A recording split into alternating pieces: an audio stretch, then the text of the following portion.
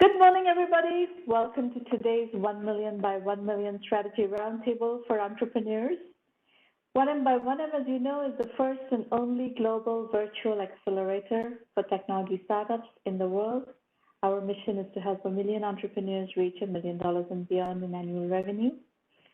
In support of that mission, we do these free mentoring roundtables every week, week after week after week. This is the 525th session.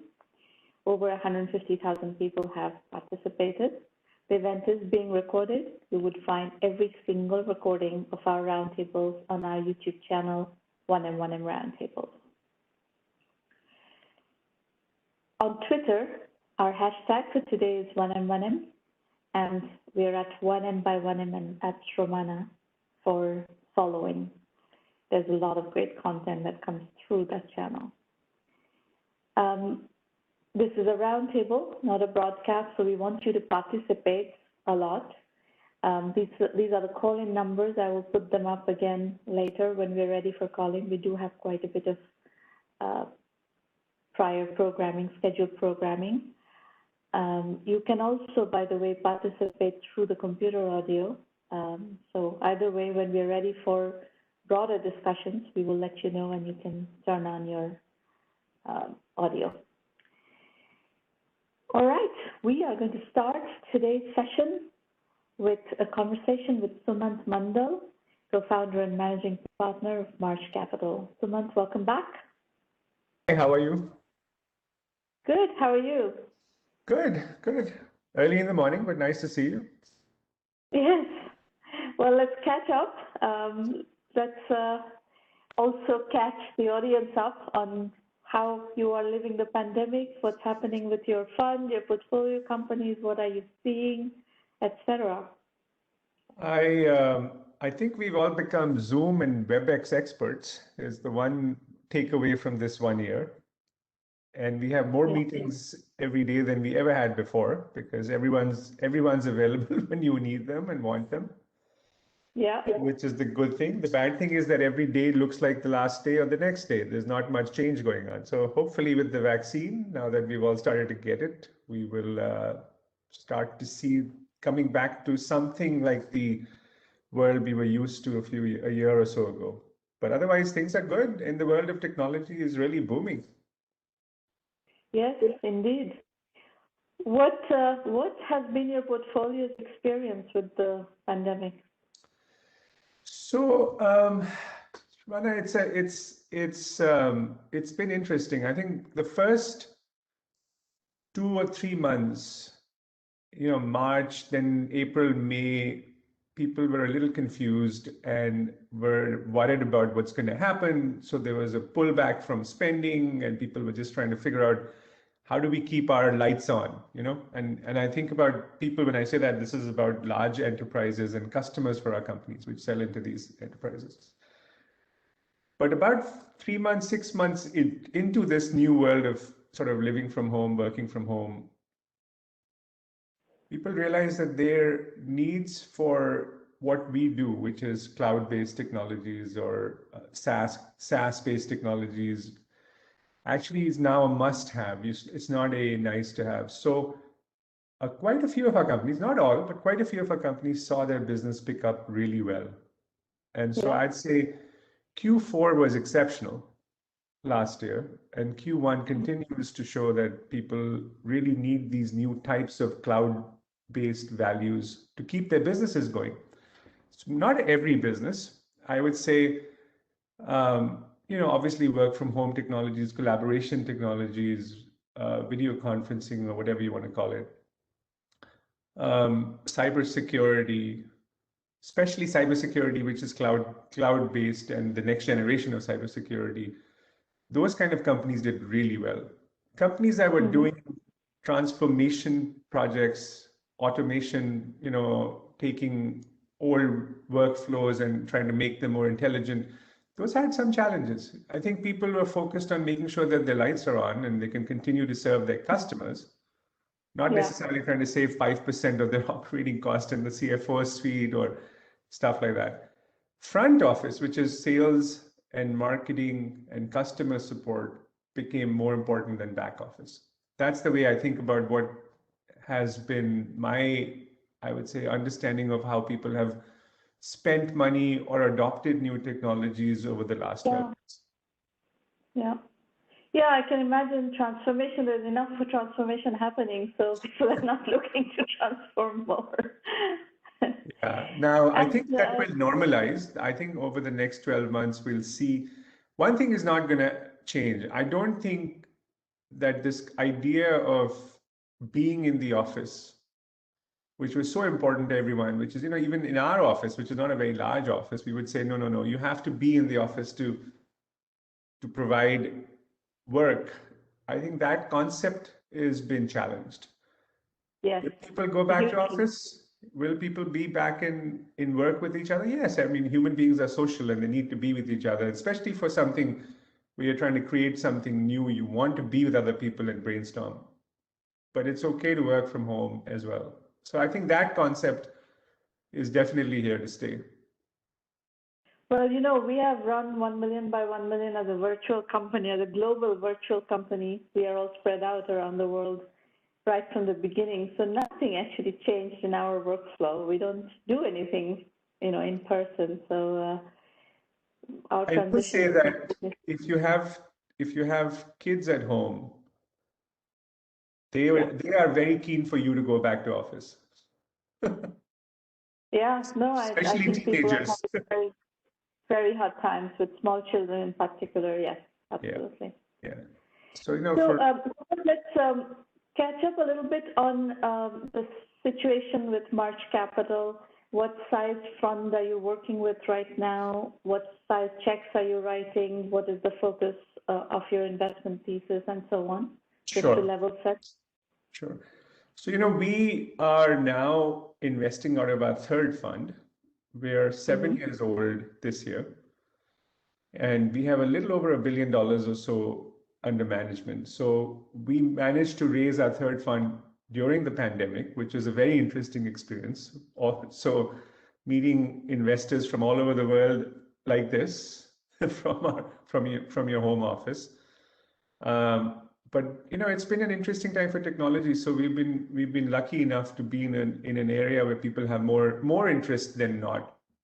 Let's say a year ago. So our new fund is $450 million. We did a final close on the fund December 31 of last year. So with a fund that size, I think our average investment is probably close to $20 million. So it could range from anywhere in a Series A from 5 million to a pre-IPO round where we are putting $40-50 million into a company, but average is 20 million. Our core focus areas remain the same: enterprise software, B2B, e-commerce enablement, which means fintech, payments, fraud, etc. Cybersecurity and industrial software. Industrial, which is IoT-driven software. So nothing much has changed on our focus area. I think we have seen our average investment size go up over the years. And what to write a $5 million check in the kinds of deals that you go into, what do you need to see as existing proof of market adoption or team or so forth? I think it's really when you're writing a Series A kind of investment, there's only two things that you have to have a point of view on, which is the quality of the founders, the team. And by quality, I mean, have they done this before? Do they have the potential to build something of value? Are they capable of attracting talent? Because half of the battle in a startup is always people. How do you hire good people? And there's such a fight for quality of talent. It's that's the biggest challenge I see in front of small companies. Yeah. And the second is, of course, size of the opportunity. It doesn't have to be an opportunity that's huge today, but what's your belief around it being large in the long term? And I think those are the two things that we focus on. And we don't do very many Series A anymore. We kind of look for a little more traction before we invest. But when we do, we are happy to do it just by ourselves. And put in $10 million and buy 25, 30% of the company and help someone succeed. So that's what So we do. you're saying that when you're willing to write a $5-10 million check on a concept, if those criteria are there. Yes. Interesting. That's not quite that's not very usual these days, because people want the pre-seed and the seed guys to finance the company to significant traction before people are willing to write $5-10 million checks. So I think what you're saying. That's also very much the norm. It's not not to say that we don't do that or look for that as well. But if we know someone well, we've worked with them before, we think that they can build something worth billions of dollars. If it works, I'm not saying it will, always will, then we're not afraid to do it by ourselves and write something in right away. And we have done so the operating word there is somebody you know and somebody who's done it before. If it's a first-time founder, you want to see traction and validation before you absolutely write. And so, for the first-time founders, and TM Ravi well, that's what the Hive was created for. So as you know, I helped Ravi start the Hive as a co-founder 10 years or so ago. And that's the kind of venture incubator / accelerator you look for a first-time founder, to get some help and get some traction before we look at it from the March side. Yeah, well, we work, at scale with first-time founders, so very much the same way in which we operate. Now, I want to probe something that you said about the scarcity of talent and the whole game being about creating a team in a very competitive market. And there are so many startups the sheer volume of startups around the world is way larger now than it ever used to be. So talk to me a little bit about what your feelings are about virtual companies and remote teams. What's happening today, of course, is people are, coming up with unique and interesting ways of locating and leveraging talent in different parts of the world. And with COVID, all this has accelerated hugely. How do you view all that? So I think for sure, the aperture through which now you look for hiring has become much larger, and geographic considerations are less important than availability of talent. We have a company that went public about 18 months ago in our portfolio called CrowdStrike, and it's a cybersecurity company, did very well. And that company, is now about 9 years old, but when it went public, 7 years. It from inception to going public took 7 years, which is extraordinary in these times. And part of the reason was that the founders really focused on building the company using collaboration technologies like Smartsheet and video conferencing, and did build the company without trying to focus on one or two campuses. Like they didn't want to, so if they hired someone in the Midwest, or they hired someone on the East Coast, or they hired someone in Eastern Europe, they just tried to find the best talent and use new technologies as the framework through which the company was built, ground up. That works. If you try and have a company that's been built the old-fashioned way, and then you try and add on this geographic sort of collaboration, using collaboration, it's very difficult. For example, I'll give you a simple example. I'm on multiple boards, and today all my board meetings are done using video conferencing or something like that. And it works great as long as everyone is on video conference. But if there are 5 people in a conference room and there are 2 people on video conference, that doesn't work. There's no way for those 2 people to then have any say or point of view or influence any conversation. Yeah, I think so. Good point. So I think it's a little bit of a cultural, as well as very deliberate architecture for a company to either be geographically distributed or not. Yeah, good point. The pool of talent has also broadened, right? I mean, even a little country like Uruguay now has a couple of unicorns. So I remember a long time ago, there's a case study that we did. As you know, we do these entrepreneur journeys case studies on a regular basis. One we did, this was a while ago, were two founders that met on the internet, one from Ireland and one from Montevideo in Uruguay. So when I saw this unicorn from Uruguay, I was like, wow, really a little country has come up in the in the process. Estonia, of course, is churning out unicorn after unicorn, and they've really become a startup nation, so to speak. So, there's some very interesting, talent sourcing and team structure, team architecture changes that are happening in the world right now, vis-a-vis how companies are being built. So I want to come back to another point that you made, which is about Hive. Of course, Ravi is a close friend of ours, and we've observed what he has done with the Hive.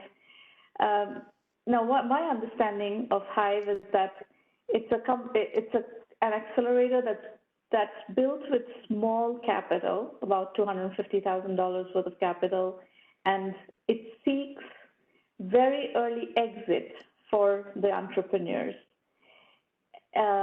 Is that still your and Ravi's point of view, or are you getting back? Just a second. Are you getting back to the more traditional model of being a feeder to the later stage venture capital? So the way the Hive is structured, it has the ability to put between $2 and $5 million into a company over the life of the company. So it's not $250,000. It's $250,000 is the first tranche towards figuring out if there's a idea that has merit or not, which basically means one person's salary for 1 year. That's just the starting point. So the Hive can and will build companies for the long term, and has. Companies like Foghorn have gone out and raised $70-80 million and stuff like that coming out of the Hive. Now, if a company sells early, it sells early. Like we sold a company called Kosei after putting in $1.5 million into it to Pinterest, but then we had Pinterest stock and we participated in the Pinterest IPO. So it's done very well on that model as well. What the Hive is very different from like the Y Combinators of the world is it doesn't do classes of startups. It'll probably do 1 or 2 companies a year, and then really focus on building a company, building the right team, getting it into the customers, showing product market fit. And sometimes a company is in the Hive for 2 years plus before it goes out and raises a Series A. Mm-hmm. So I think the model has obviously, you over time you learn and you adapt and you create new kinds of mechanisms. I think the key again for the Hive, for March, for anybody that you talk to is going to be around how do you attract the right talent. That's for me, if you think about success and failure for these companies, everyone has good ideas. You could be off on market timing by a year, you could be off on, stuff like that. Or technologies also generally work. It's not like you invest in something and it just doesn't work. It's how do you attract the right talent? And for Hive, it's a challenge. For us, it's a challenge. For our companies, it's a challenge. And I'm sure you hear this from all the entrepreneurs you work with. Well, I think what we also see in what we call bootstrapping to exit mode of company building is a lot of acqui-hires. So we have sold companies in our portfolio in that mode. Companies with very little bit of angel financing and then going straight in. We sold a company to Qualys, for example, in this mode. And that is all about talent. If the company likes whether they're going to stay with the same product strategy or not, what they're looking for is the team. That happens a lot, as you know, in this business. So. Yeah, but see, think about it this way. We have a company in our portfolio, which is, let's say it's 250 people today. Yeah. In the first half of this year, they plan to go from 250 to 550. So they have to hire 200 people in 6 months. And it seems kind of like, okay, the only way you can do that is if you compromise on quality, because you can't really filter so many people through the system so quickly. Yeah. So that's where an acqui-hire of, say, 30, 40 good engineers or 20 engineers, and they're working on a similar technology or a similar, they understand the area that you're in and that can be integrated really quickly makes sense. Yeah, that's right. That's right. Okay. What are you seeing in the trends? Of course, remote work is a big trend, collaboration, etc. Anything else that stands out in this last, this continuity? I mean, I think most people will understand it. The whole idea of the supply chain in any industry has been challenged over the last 18, 24 months. It was challenged first by the whole US-China discord, call it whatever you want to call it. But then with the pandemic, even the last mile, which is how how a consumer products company would think about its inventory or think about keeping a shelf filled with its goods in a store, has changed to how do I get my product to the customer's home, right? So if you think about logistics, you think about warehousing, you think about supply chain, you think about transportation, that entire supply chain has been disrupted dramatically, all the way from manufacturing, so your suppliers to delivery. Yeah. Completely disrupted. Big area for technical innovation and for technical, I would say, disruption. The second part of that, of course, is around, payments. If you think about just how people used to pay and how they're paying for things today, it's a dramatic difference. I just did a panel on sort of the global payments ecosystem, and I had a close good friend, Vasant Prabhu, who's the vice chairman of Visa, on it. And if you think about it, for them and their business, they've seen the debit part of their business go through the roof. Mm-hmm. Even people walking into a store would prefer to pay now with their phone than they would with something that they have to physically touch, right? Yeah. So cash payments worldwide are down by almost 10%. And so that's been a great sort of, I would say, shift. And I think, which is the reason why all these companies are trading at such high multiples, whether it's Visa or PayPal or Adyen or take your pick. That's changed. Yeah. I think the other big sort of change we see is around the footprint of cybersecurity. And if you're working from home, you're no longer inside the perimeter of an enterprise. So the whole framework around cybersecurity is changing. I think the next couple of years, the advent of 5G and the availability of a low latency, zero latency, high bandwidth network allows for a lot of different devices to be connected to the internet, which is the promise of the IoT world or the OT world, but hasn't quite been fulfilled yet. And so if you look, we had the CEO of Qualcomm at our summit a couple of weeks ago, and when you hear him talk about what 5G could mean, I think the next 2 or 3 years, it opens up a lot of potential opportunities, but also a lot of potential threats, right? So Yeah. I think those kind of opportunities always exist. I've been following quantum compute for a long time. I think there's a ton of opportunity in quantum, very far from being commercialized, but as someone who's interested in science, very interesting, right? Kind of defeats the laws of physics, what we learn. Now, one trend that we are hearing about quite a bit from investors is, you've been around for a long time, so have I, and we come from this era in Silicon Valley where people would not invest in companies that are more than 15 miles away from them. And now people are investing without meeting people half the way around the world. So what is your current thesis around what geography you're comfortable with investing in? So we have actually, as a firm, never been of the mindset that if I live in Southern California, I want to be a Southern California investor. And honestly, I kind of joke with people. I was with one of my investors yesterday. I've lived in Los Angeles, Santa Monica area for 20 years, and have been investing now for 20 years, but I've only invested in 2 companies in LA. And Uh-huh. all of my companies have been all over the world.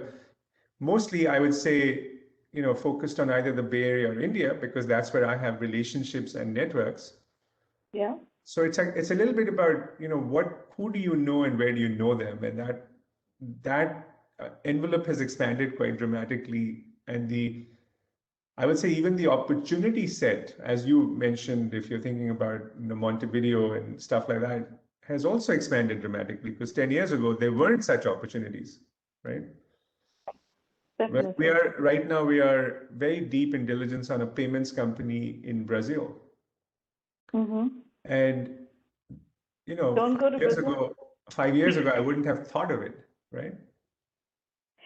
So are you going to invest in a company, in that company, if it passes all the other business due diligence Yes, principles and without goodness, meeting? well, first, one of the board members we know really well. So it helps Okay. to have a relationship with someone who you trust. Yeah. Second, it's an area we know really well because we've done payments for the last 20 years. We were the first investors in my prior fund in PayPal. So we've seen that evolution of that ecosystem. Third, we have people around us who know Brazil very well and what's happening on the ground. I personally may not know it very well, but we have people around us. So that gives me comfort that at least we know what we're getting into. Yeah. Yeah. If a random company, so we have a company that we invested in the gaming space in Berlin. Now, if it was a company building its business in Berlin, selling into Europe, where we have zero way to add value or understand what they're doing, we probably wouldn't have invested. But they were keen to open an office in LA and expand their footprint in the gaming universe in the US. That we would help, right? Okay. So that becomes more interesting for us because now we can help them. They know what we can do for them. They officed in our office. They opened the US office in our office. So we had some insight into what was going on. So there's always some angle why it's interesting, right? Yeah, yeah, absolutely. And how to add value, how to manage the company also. I think, and you've very articulately explained what you're going to do with Brazil and what you cannot do with Berlin, perhaps, unless it's a U.S. market-facing company. Yeah. So we have a list of, let's say, 100.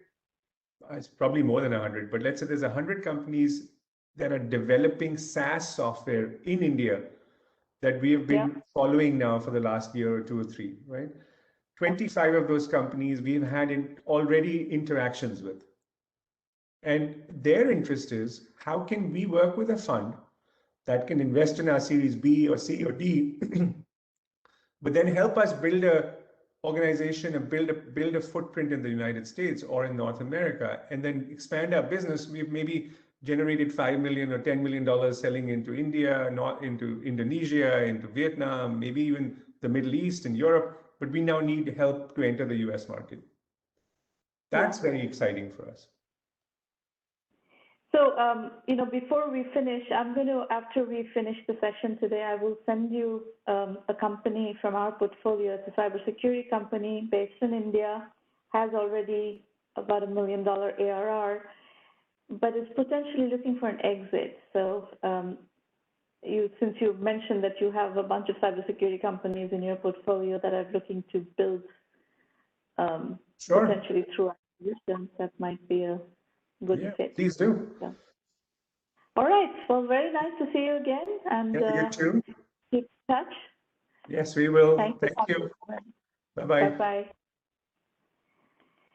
All right, folks, entrepreneur pitches next. Just a little bit of expectation setting. We're completely on your side. This is a safe working session. So you don't need to be nervous or, uncomfortable about anything. Just talk about what is it that brings you here and what can we do for you. It may be that you will disagree with the feedback you get. That's fine.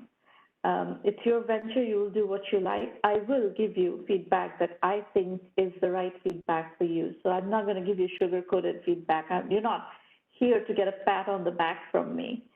you can get a pat on the back if I think that's what you should be getting, but that's not my agenda to give you a pat on the back. All right, VXPass, you are going first. Zachary Weiner. Weiner? Weiner, thank you. Thank you for having me. Thank you for your time. Good morning. Good morning, good afternoon, good evening, depending on where the audience may be in the world. Where are you dialing from, Zachary? Delray Beach, Florida. Okay. All right. What is VXPass? VXPass replaces the paper cards that are given at the point of care for COVID vaccination verification.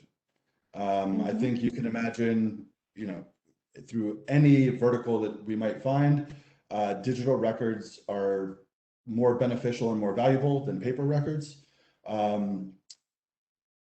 And for me personally, I believe that needs to start at point of care and not be validated in some other way at some other time, which is ripe for fraud or misuse or all these other things that may happen with the ability to copy or produce your own paper.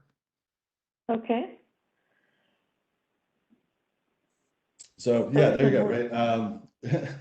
So one of the other things that I would like to mention as a problem is, in addition to being insecure, the paper cards present this issue where, and this is true of almost the entire medical field, where the data is not inherently actionable. So at the end of every day, when these vaccines are being given, generally some human being downloads a PDF or an Excel sheet from their EHR system, their electronic health record system, and then goes and uploads that to the CDC system. And so, in addition to the fact that that's a problem, and it can be up to 48 hours between the time of care and upload, they don't really necessarily identify the problems with the upload, they just kind of throw records away. So there's just some inherent flaws in the system that paper just can't really handle. And more problems created by paper that are inherently solved simply by having a digital solution. So if we can move on to the next slide, please. The number one thing I hear from nurses and point of care practitioners is that the biggest problem with the paper cards for them is the time it takes to write them.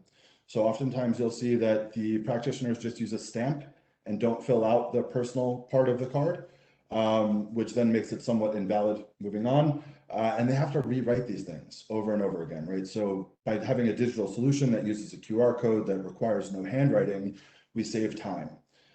We can notify patients that their window is about to expire for a second dose, in addition to understanding how long it's been outside of a window, so that doctors can make a reasonable decision whether or not this patient still should get the second dose. If they're maybe 3 days outside of the window, yes, maybe 21, no. And then by being able to identify and update people to get that second dose, we're not wasting those doses, right? So that means allocation of resources is stronger, and more people can move through these systems to get fully vaccinated every day. Even if that's a 1% per day, I mean, compounded, we're talking 20, 30% within 100 days. So next slide, please.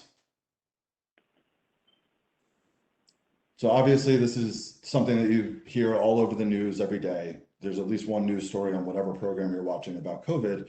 But I chose the blockchain to solve a few very specific problems that I think many of these other vaccination, either passports or whatever the other name for it might be, are not solving, which is that the data is still siloed in medical systems and needs to be either requested or pushed up by people. The blockchain allows the patient to own their data, but for some of that data to be public enough that it can be queried and reported on without the practitioner needing to take any additional action and without the patient needing to provide additional permissions. We don't store any of that personally identifiable information in a way that can be queried, so there are no HIPAA compliance issues for this particular setup. And I think as we move into the future, the idea that a doctor's office can get your medical history by asking your permission, rather than by asking the healthcare networks that you've been a part of over time, has been very well received by the doctors that we did customer interviews with. So if we can move to the next slide, please. I know you have a lot of things that you're going to cover. The thing that is coming to my mind straight away, which let me ask, and you can either answer in due course anyway, or tell me now. The big kind of elephant in the room right now, vis-a-vis COVID and reopening and re-engaging, is travel. And when I think about getting on a plane, for example, it's really scary to read these use cases or case studies, nightmare case studies of 44 people getting on a plane knowing they all had COVID and they got on a plane anyway, without the airline being able to detect that or prevent that or whatever.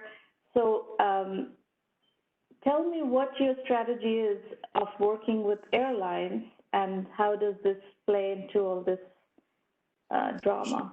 Sure. So airlines are a little tougher to get into as a size of company that I happen to be at this moment.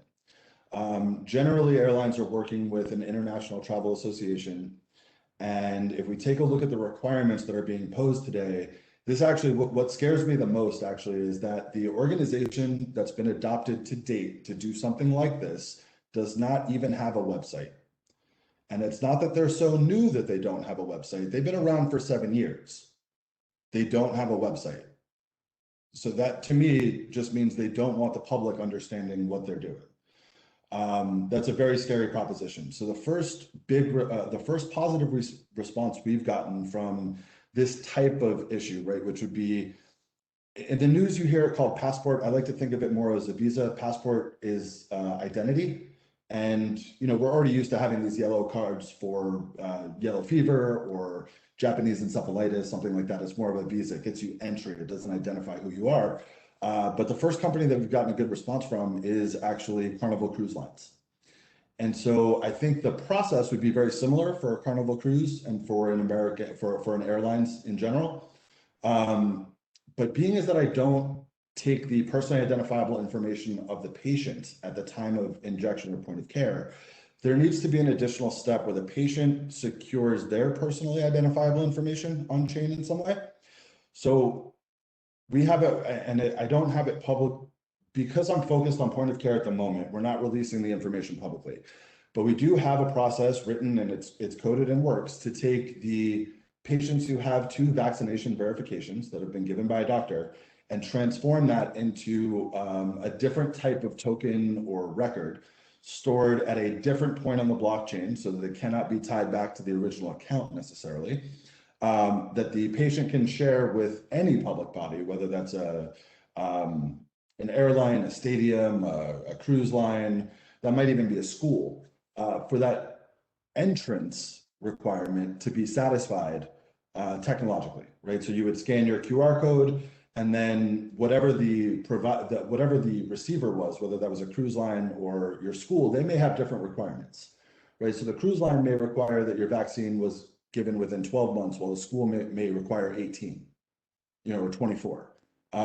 So we do have that set up. I do agree with you that this is going to be an issue that needs to be addressed, and probably by a solution like mine. Having said that, right now, I think airlines are moving more towards PCR tests because of the mutations. So given that some of these vaccines may not be as effective against strains that you find in Brazil or South Africa, we have to take PCR tests before we get on the plane. And so we've actually opened up a line of business for that as well. I'm actively coding that at the moment. And just to, keep it all in the family, so to speak, I'm also kind of a believer that if we use PCR tests, we will also open the door to use something like antigen testing, maybe for hotels, something that's a little less dense. So we're also coding up that solution as well.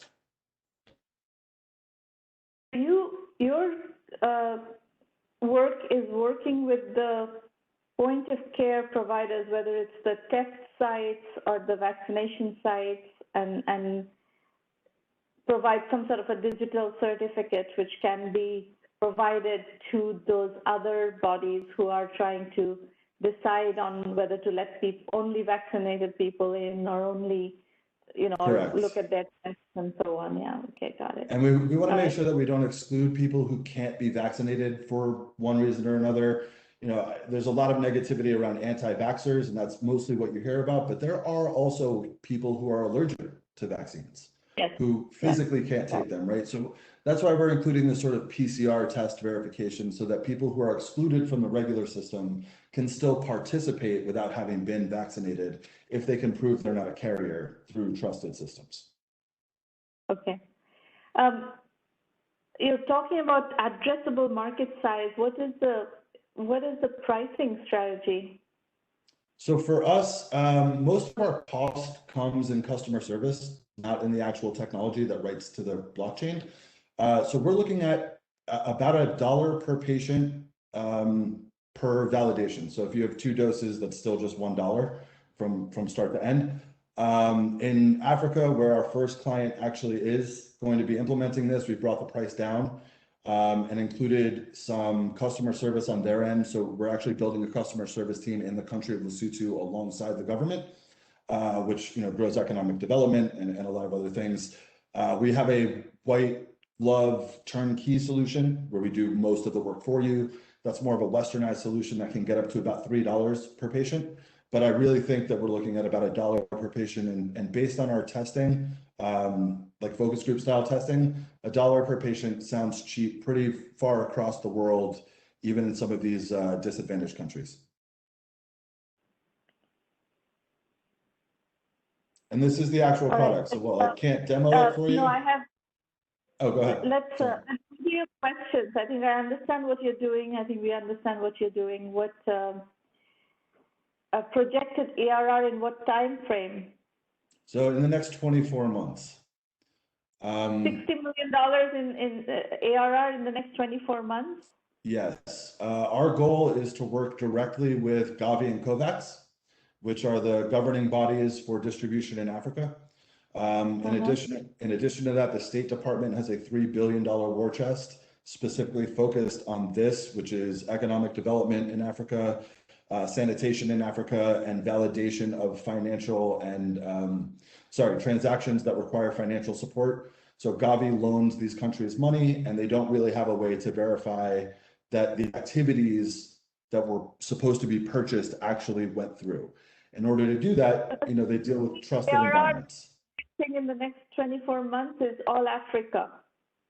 Not just Africa. So we actually have our first use case as American Samoa as well. So by the end of this month, we'll be writing data that the CDC is reading from us, which opens us maybe not directly to all of the USA because HIPAA compliance is hard, but it certainly opens up Latin America, starting with Mexico, going down through Argentina and Chile that have systems that are socially infrastructured like Lesotho and South Africa, but also have the problem of needing to borrow money for these vaccines. Okay. All right. What brings you here? Questions? Yes, I'd love just feedback on the idea, on the pitch. We didn't really get to necessarily go through how the business will grow. Right? I tried to keep this as short as possible, but just food for thought, and then questions about the structure of the ask. Right, so I'm not a first-time founder, but my first 2 exits were very small in comparison to what you're probably used to. And my first one was 2010, so it's been a long time since I've been in this field. Just trying to figure out for the value that I've proposed, does this offer look reasonable? Well, what you presented is not enough of an investor pitch. I think there are certain specific formats of an investor pitch, and you're missing a bunch of stuff there. So I would suggest that you go to the 1Mby1M.com website and go to the self-assessment and try to answer all of those questions, and all of that, at least in a very pithy, quick way, need to be addressed in an investor pitch. So start there. I think good starting point. If you get stuck, you can start doing the 1M curriculum and address where you have gaps. Okay. To be fair, I copied not the content, but the format of the slides pretty much directly from the pitch of Airbnb. You know, I'm a big Airbnb fan. I've used the service a tremendous amount over the last 5 years, and I know they raised a ton of money. So I tried to use that as my model, but I absolutely will go to the self-adjustment and see what I'm missing. Yeah, the feedback I'm giving you is based on how we work with entrepreneurs and how we work with investors, the kinds of questions investors ask, and we try to make sure that our companies have answers to all those questions before they go to meet with these investors. So if I Thank you very much. Introduce you to, we work with 500 plus investors. If I were introducing you to our investor pool, I would make you do this homework. I don't care what Airbnb did. All right. Thank you very much for the feedback. I'm very appreciative, and thank you for your time. You're very welcome. All right, David, you're next from Berkeley.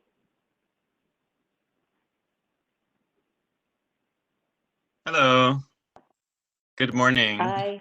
Are you down in the valley? Yep, I'm in Menlo Park, right by Stanford. So we're neighbors. What are you doing with your company? All right, so we are Resource, a decentralized finance protocol for business-to-business credit and trade networks. So this is a blockchain protocol company. All right. We're unlike almost all other decentralized finance protocols, which generally require the users to lock cryptocurrency in order to take out a loan or credit line. We are uncollateralized, and therefore the target market, instead of being 1 to 2 million decentralized finance users, are in the hundreds of millions of freelancers, small businesses, people that have never heard of cryptocurrency, definitely don't hold any. And that makes us different than most lending protocols today. And is this money being lent in cryptocurrency or money being lent in regular money? I'll answer that in the next couple slides. Okay. All right. So the team, we've built a pretty incredible team. The 4 founders are all blockchain veterans since 6, 7, 8 years ago. I won't go too much, but the engineers on the bottom are all full-time. Everyone is in-house, Pacific time zone, no outsourcing, no half-time, no contractors. Everyone's working at below market rate salary because they believe in the vision. Yeah, the most interesting one, I guess, to note, Ashley, our 4th co-founder, was the first employee at Consensus, which was pretty big in the founding of Ethereum. Okay, so this is how our money works.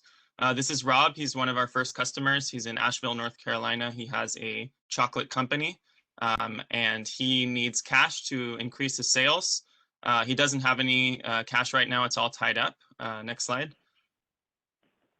So yeah, he needs digital marketing services. Next slide.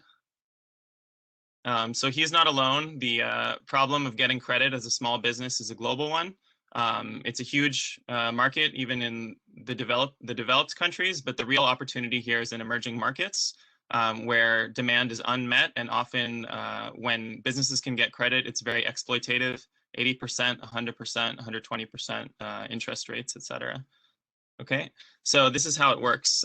Rob connects his information, bank account, Plaid, etc., all the good stuff we have in the US. This varies from jurisdiction to jurisdiction, but we're launching in the US first.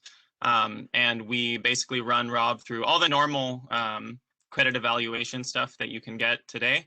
And Rob is good for a $5,000 credit line in resource dollars. So resource dollars are internal currency that are only spendable in this business-to-business network. Yeah. So Rob spends his 800 resource dollars with Alice. Now Rob's balance is minus 800 resource dollars, and Alice's is plus 800 resource dollars. So the minus and plus in the system always equals to 0. You might know this as mutual credit or trade networks or barter networks. Barter, yeah. Yeah. Okay. So Alice spends her 800 resource dollars with Sue, and it goes around in the circular economy like that. And again, keep in mind that the money can only be spent inside the system. So it's a business to business trade and credit network. Okay. Got it. So we're not innovating on trade networks. There's a lot around today.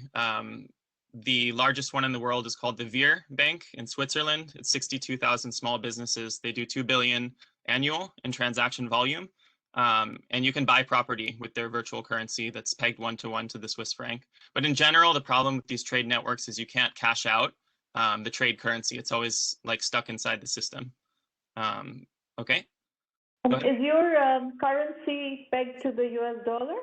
Yes. Okay. So the big innovation here is that using blockchain, the businesses can now cash out their trade currency on open exchanges for other currencies such as Bitcoin or US dollar, USDC, digital fiat. The ownership economy that we introduced, so each business, whenever they transact, they earn governance tokens, which are basically shares of the protocol, more or less, every time they transact. So they're like loyalty points, but they allow the businesses to vote on the future of the protocol, which is community governance. And then the other big thing with decentralized finance is we can integrate with hundreds of other protocols. The most interesting one is a protocol for uncollateralized lending markets on chain. That's Teller Finance, and that's founded by one of our advisors.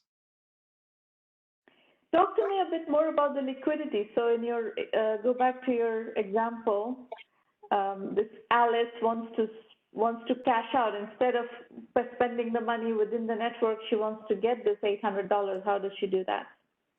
Yeah, so she goes to a decentralized exchange. Uniswap is the biggest one, and she trades it for USDC, US dollar coins. You may ask how the peg maintains 1-to-1 parity. So a couple ways. You can think of resource dollars. Once we reach scale in thousands of businesses, it's something similar to an Amazon gift card, like a gift card that you can spend inside of a network, which Amazon gift cards trade at, let's say, 96 cents on the dollar in secondary markets. I see.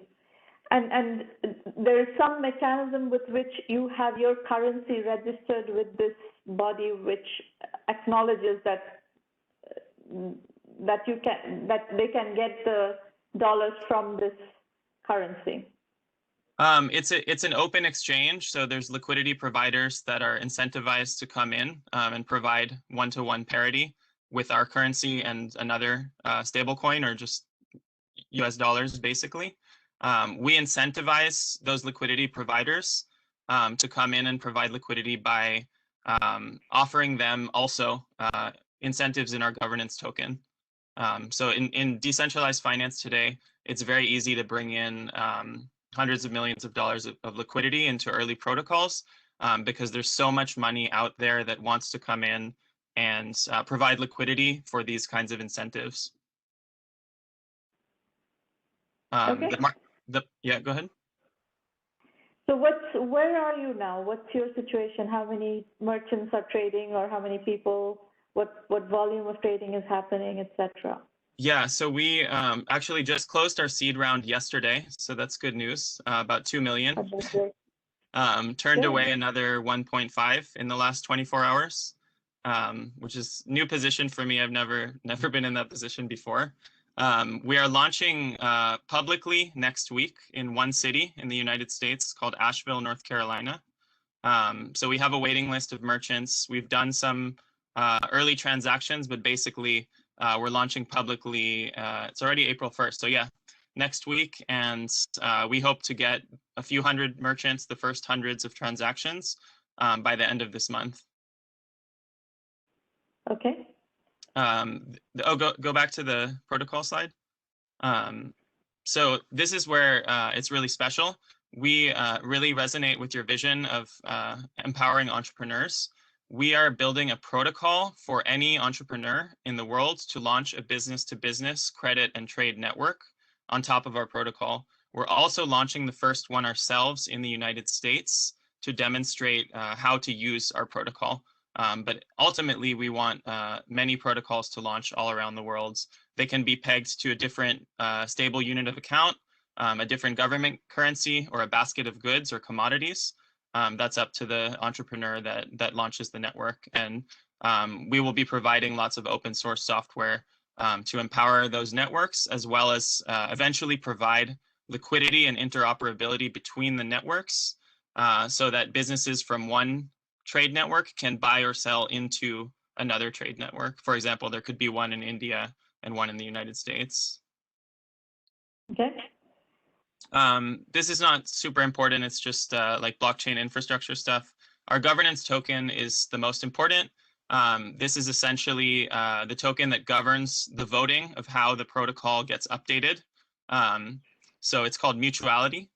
And the primary purpose of mutuality, other than voting, is to vote on how, let's see, to stake, to underwrite credit lines. So a business that applies for credit must be validated by someone who holds enough mutuality and stakes it to underwrite that credit line. So it's essentially a form of collateral. In this way, we are incentivizing professional underwriters, people from the SMB lending world, to come into our protocol, and we have a business model for them. So in that way, it's kind of like a two-sided marketplace. And then on the actual product, which is the next one, so our alpha product is live, and it's you can change slides. The alpha product is live, and we're launching next week. And basically, we think we're the first blockchain wallet with a minus balance account, or in other words, like overdraft balance. We haven't seen any, and we've spoken with a lot of the early founders in blockchain protocols. So we may be innovating in that way. And we are also focused on how to create a Web 2.0 user experience, like a seamless user experience that isn't clunky like most blockchain applications today. The go-to-market after we launch in our first city and achieve continuous liquidity amongst the local businesses. So me and a couple of the other founders will be in Asheville on the ground for the next couple months, just getting traction in our first city. But then our true go-to-market is basically targeting administrators of professional groups, Facebook groups, LinkedIn groups, and talking to the administrators, incentivizing them with both tokens and a percentage of transaction fees for all of the businesses that they bring in. So basically, we're targeting professional freelancers, digital, virtual, just like the investor that was speaking earlier. Like, we think that the future of work isn't necessarily in offices, and that there's millions of freelancers around the world today that are willing to trade their time for barter currency because of the situation of the macroeconomic depression pandemic. And I know we're almost out of time, right? How much time do we have? No, I think I'm going to move to the next one. But what brings you here? You're here for a reason? Yeah, I mean, I found you. I thought you were a really interesting person. I would love to like connect and build a relationship. I'm here to empower entrepreneurs, both entrepreneurs that would like to launch trade networks, as well as all the small businesses in the world that need credit. So you wanted to get your idea in front of entrepreneurs. Okay, great, very good. Business model is straightforward. Yeah, transactions, and this is all the folks that we're integrating with. An advisory board, we have a couple fintech old school payments entrepreneurs that have done billion-dollar exits. And Luis is my personal executive coach, and he is building something like Square in Brazil, a payments company. And yeah, we just closed our seed round, so happy about that. And now we're just focused on building and going to market and generating traction. Excellent. Very interesting. Very, very interesting. Congratulations and good luck. Thank you. Okay. We are going to Ohad Shaked. Shaked. Yeah. Shaked. Hi. Nice to meet you. Please go. Nice to meet you as well. So I'm speaking to you from Tel Aviv, from Israel. And we're building a digital platform, which is actually a digital accelerator combined with a social network. Okay, so we're trying to take, for example, what you're doing in 1M and many other accelerators throughout the world, and in the communities, innovation communities on Facebook, LinkedIn, etc. And we're trying to take it one step further. We're trying to combine the two worlds, accelerators and the social networks, and to digitally transform it all into one platform. So that's the basic concept. So, you know, you all know the preface, lots of great startups out there, lots of great ideas, but most of them fail, and they need guidance and support, right? So we're all familiar with that. And yeah, we can move on to the next slide, please. You know that better than I. Most entrepreneurs don't know exactly what to do. They don't have all of the data. It takes a lot of time to gather the right data, and they don't have the network. And yeah, we're asking ourselves, what if we could ensure that entrepreneurs are on the right path since day one? What if we could increase the rate of success? So we are here to ease their pain, to make it easier for them. Just a minute, hold on. Yeah, we're here to make it. So the reason I'm flipping through your slides is that I'm kind of looking for something concrete. I'll tell you, obviously this is an area that I happen to be an expert in, unmitigated, expert in, and what strikes me is you're saying a lot of generic things, and it's, this is not something that is highly scalable unless it's not highly scalable unless you have a strategy for scalability. So well, it's all going to be, the challenge here is to make things digital. On the previous slide, you saw we've mapped all the generic tasks that every entrepreneur has to do. We've mapped them, and we have a guide, a detailed guide for every entrepreneur. Plus, we bring them data. As the previous slide shows, we're not telling them, hey, look, you have to go and speak to customers or define your customers. So here's what I'm going to advise you to do. Go to the 1M YouTube channel, and there are thousands and thousands of pitches. See if your product can actually work on these pitches. You will see, just the one that we just listened to right before you. Yeah. If you try to apply your technology on this product, it's most likely going to fail. So it's, well, my point is, this is an area I know really well. It is not something that you automate. You can teach people, you cannot automate validation, you cannot automate connection to potential investors. My God, there are very few people who are going to be worthy of being introduced to investors. So one of the things that, if you look at our investor policy in 1Mby1M, we don't guarantee that we will introduce entrepreneurs to investors.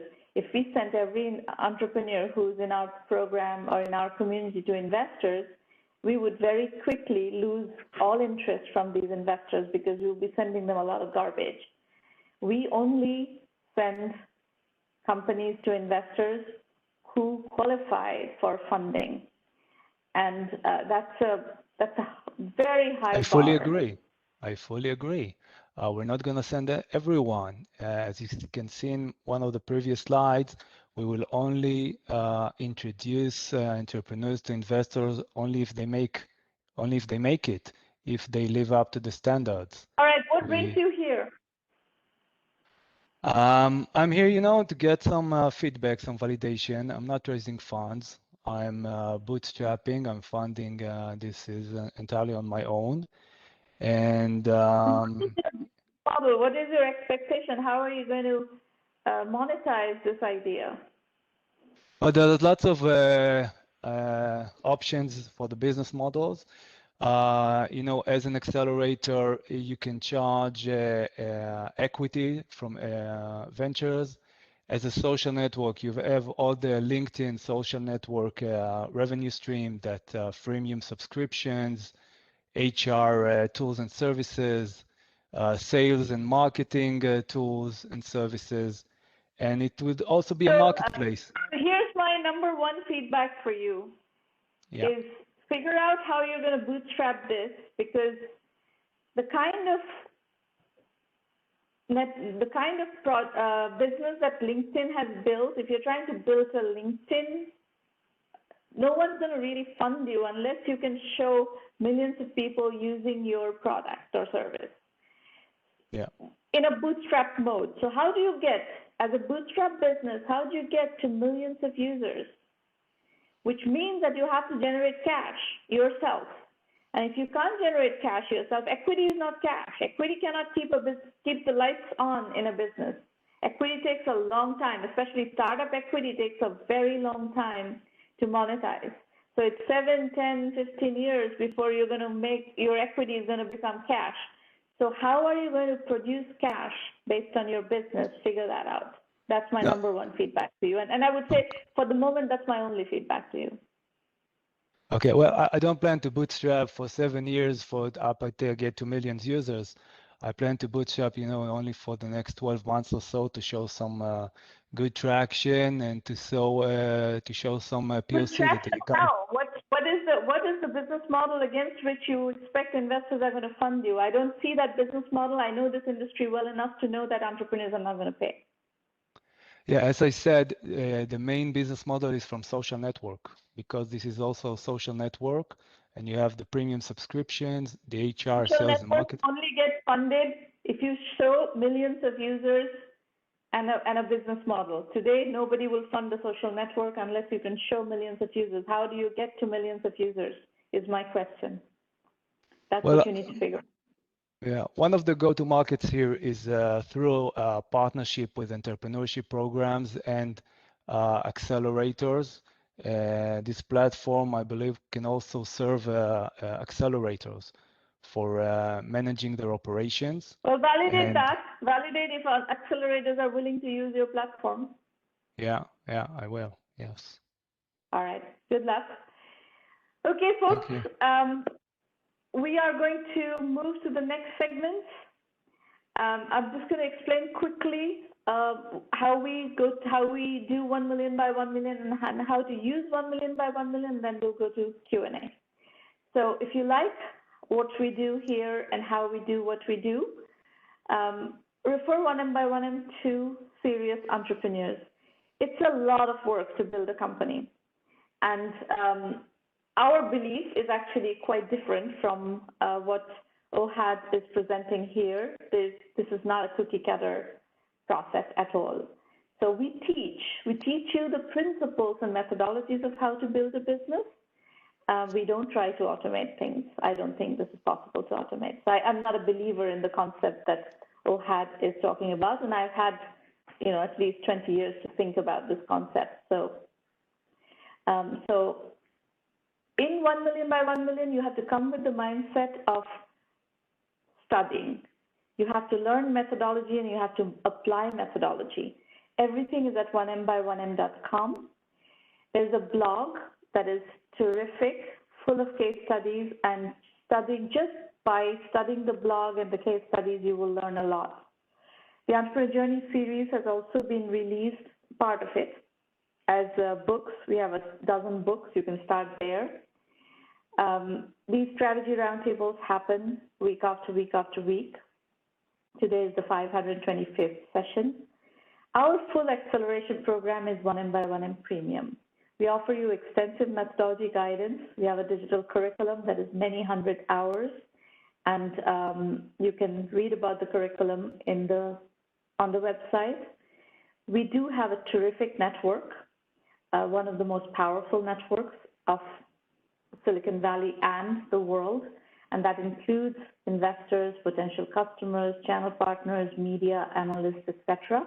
If you're part of 1M Premium, you get access to that network. We help you with strategy consulting. This mode, this WebEx online feedback mode, but we have private sessions for our premium members. And then when you're ready, if you're ready, we will introduce you to our investor network. And in half an hour, you should get introductions to 30 investors.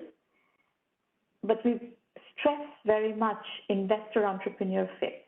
Not all investors are good for all entrepreneurs. There's a lot of finesse in understanding who these investors are, what their requirements are, who would be a good fit, and finding a situation that might work for you. And we have a lot of clout in the media, so you can access that clout through 1M. So go to the self-assessment, as I said earlier, I think to one of the presenters. This is what investors are looking for in doing due diligence. So you're going to need to pass due diligence, and you're going to need to be able to answer these questions. If you get stuck, I strongly suggest, by the way, the bootstrapping course is a free course about an hour long. You go to our blog, it's pinned to the top of the blog. You should do this course. Bootstrap first, raise money later is the only way we see people being able to raise money, unless you've done it before. As you heard Sumant say earlier, you can raise money, but you have to have done it before if you're raising money on a concept. But if you're a first-time entrepreneur, that option almost doesn't exist. The 1M basic curriculum-only option is a great way to plug your knowledge gaps as you're going through the program. So as you're going through the due diligence questions and trying to figure out how to address those questions. So go dig in the website, what to expect from premium, basic, the video FAQs, curriculum description. It is a case study-based program. We have 1,000+ case studies. Go through the investor introduction section. Our methodology is, as I said, bootstrap first, raise money later. That's it. We have free roundtables every week in April, Thursday morning, 8 a.m. Pacific time, just like now. And if anybody has any questions, now is a great time to either dial in or turn on in your computer audio or write in your questions into the public chat, and I will pick it up from there. While you're doing that, let me introduce you to Irina Patterson, who's on our team, and she will answer questions about the 1M program.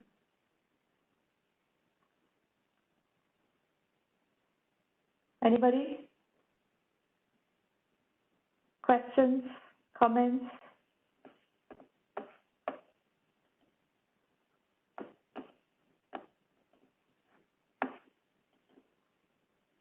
All right, I don't see any questions, so we're going to wrap up, and I will see you next week. Thank you for coming today. Bye-bye, everybody.